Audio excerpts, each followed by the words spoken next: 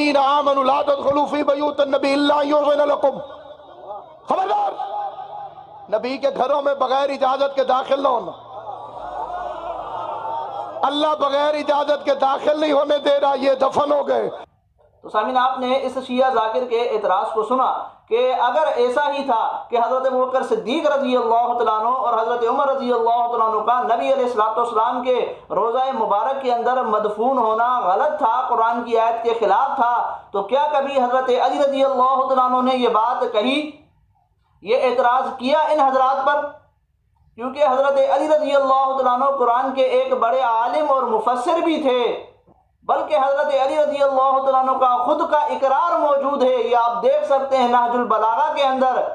کہ اگر حضرت علی رضی اللہ تعالیٰ عنہ فرماتے ہیں کہ میں کسی معاملے میں کسی بات میں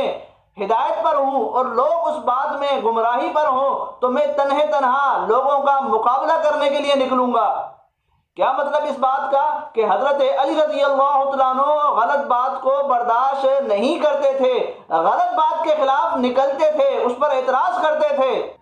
تو اگر یہ بات غلط تھی، یہ بات قرآن کی آیت کے خلاف تھی، تو حضرت علی رضی اللہ تعالیٰ عنہ اعتراض کرتے نا، یہ بات کرتے نا، لیکن کبھی حضرت علی رضی اللہ تعالیٰ عنہ نے یہ اعتراض نہیں کیا، نہ یہ بات کہی، کیونکہ یہ بات قابل اعتراض نہیں تھی۔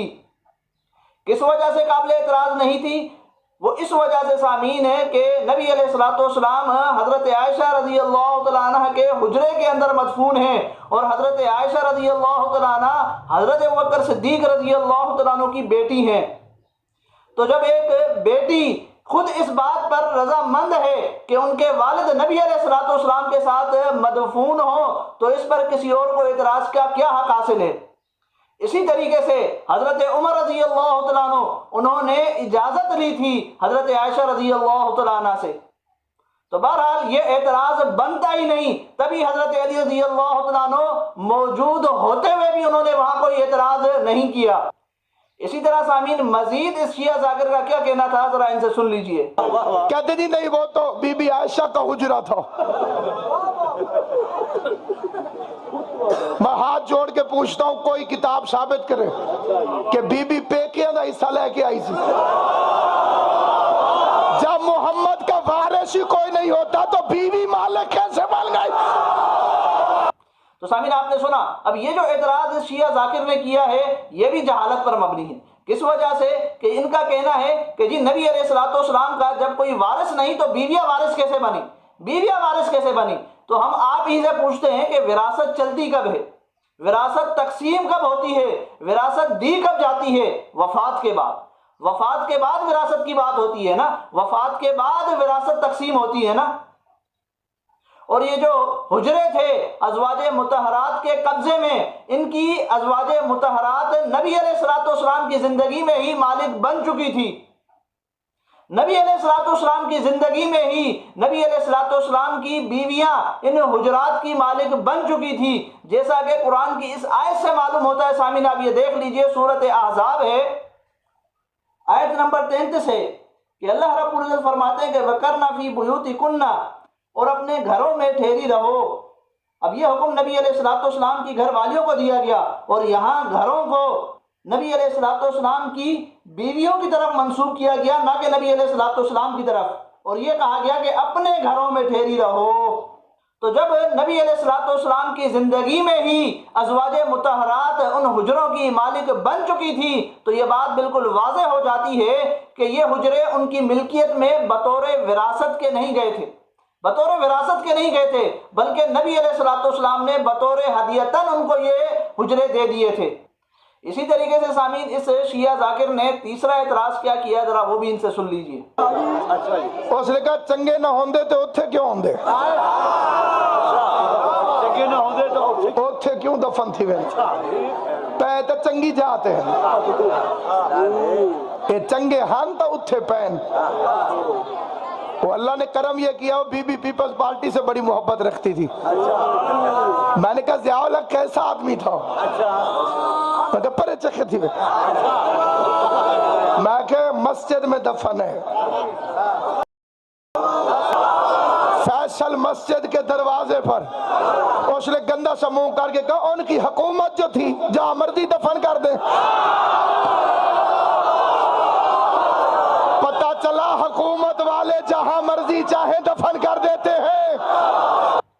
سامعین آپ نے سنا، اب اس شیعہ ذاکر نے صحابہ کرام کے بغض کے Towards a world without nuclear weapons. That is an aspiration that transcends borders.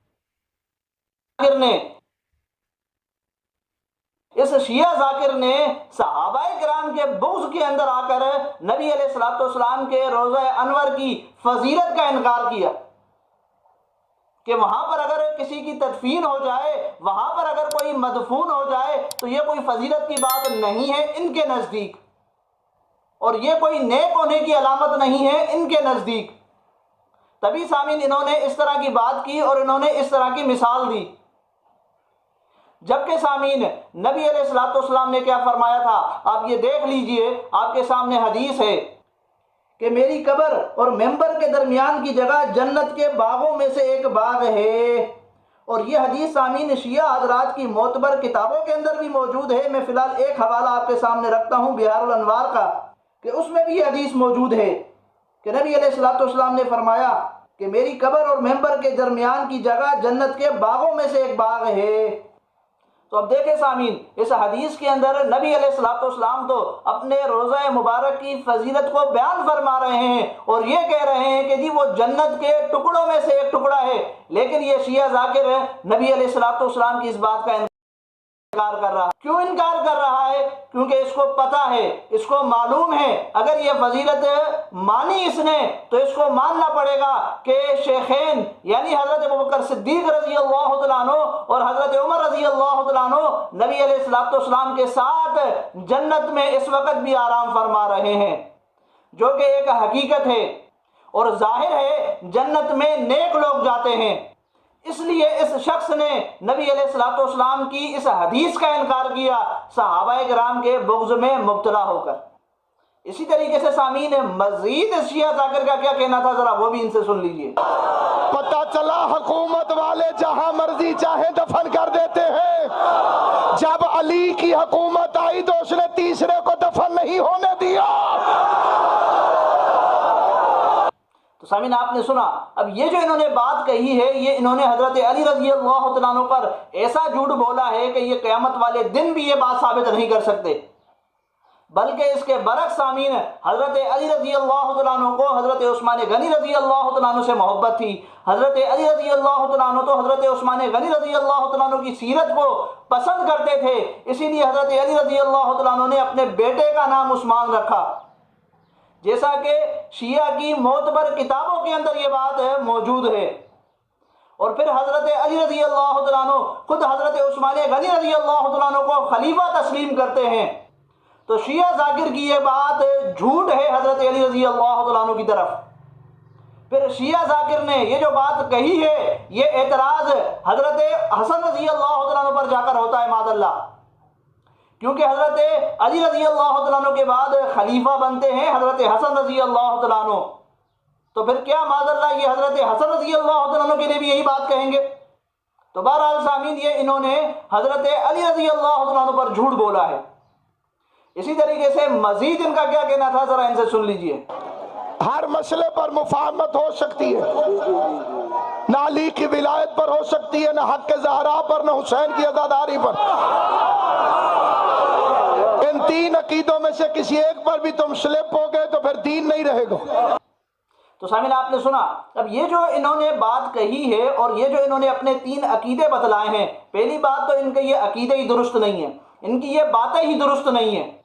وہ اس وجہ سے سامعین کہ آپ حضرت علی رضی اللہ تعالیٰ عنہ کی سیرت کو اٹھا کر دیکھ لیجئے کہ حضرت علی رضی اللہ تعالیٰ عنہ حضرت ابوبکر صدیق رضی اللہ تعالیٰ عنہ کے ہاتھ پر بیعت کرتے ہیں، ان کو خلیفہ تسلیم کرتے ہیں،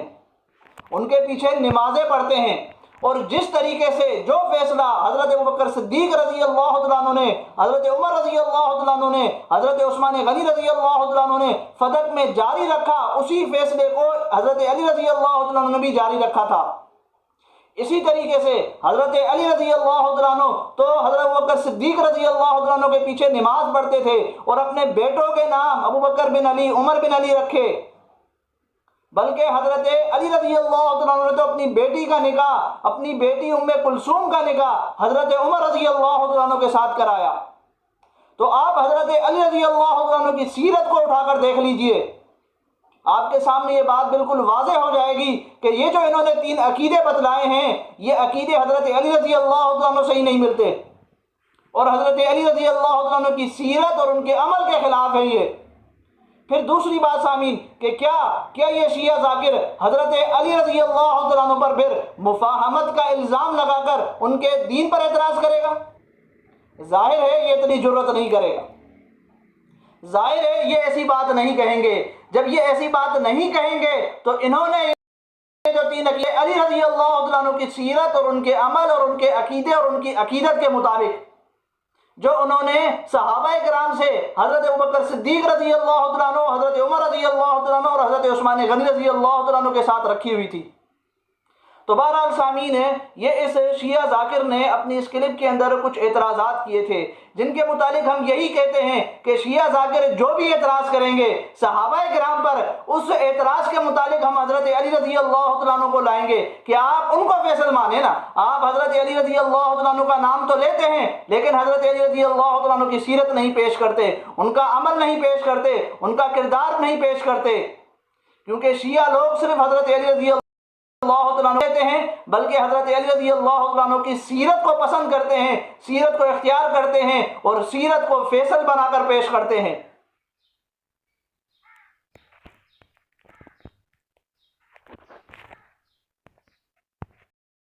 نانوت بھی کلشکر صدق وفا کا پیکر، نانوت بھی کلشکر صدق وفا کا پیکر، علماء دیوبند، علماء دیوبند